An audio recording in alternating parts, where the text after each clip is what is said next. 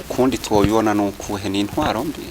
Abarundi bari mu ntwaro mbi, igihugu ntigifise abagitegeka bariko baritwararika ineza y'abanyagihugu.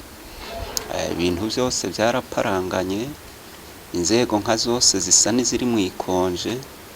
Genda urabe inama nshingamateka yotegerejwe guhaguruka kugira ngo ibuze ivyo bintu mengo sihiri. Mukuru w'igihugu ari mu bikino byo kujajura hirya no hino, yifotoza mu ndimiro ziwe, yifotoza mu vyari karimbura mu matongo y'ivyo abanyagihugu. Cegera c'umukuru w'igihugu asa nuko atari hari, nta nica jejwe, ntitubona n'igituma ariho yitwa icegera c'umukuru w'igihugu. Umushikiranganje wa mbere si hari, nawe nyene asa nuko yigijweyo. Inama nkenguzamateka izo zose ziraho.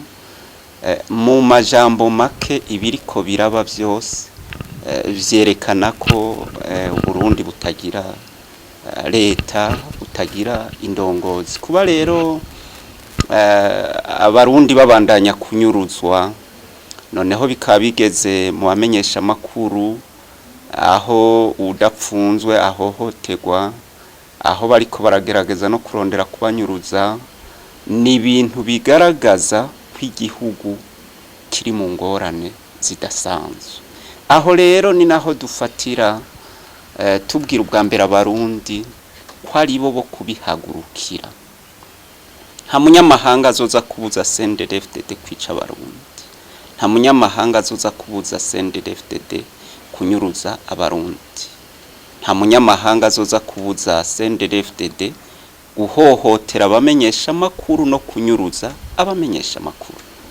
Rero abarundi nibave hasi, na cane cane na mwebwe abamenyesha makuru, ni mufatane munda, mushira habona ibiriko biraba, kuko nk'abamenyesha makuru mu Burundi nyambara uko bari umutima, basa nuko batabona ibiriko birababako, barabapfungira mugenzi wabo bagahora, n'ikimenyesha makuru akorera nticubahuke kurukura muka.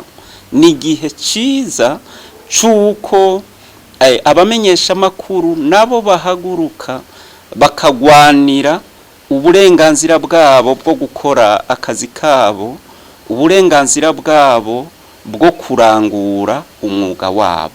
Hanyuma ikindi ca kabiri kuri ivyo nyene, nakaryo keza ko kwibutsa makungu. Turabizi ko makungu atari yazoba dukurako, muga makungu arafise ica zobazwa. Ica zobazwa niki? Muri ibi vyaha biriko biraba, ibi vyo kunyuruza, ibi vyo guhohotera abarundi, harimo ibihungabanya gateka kazi na muntu.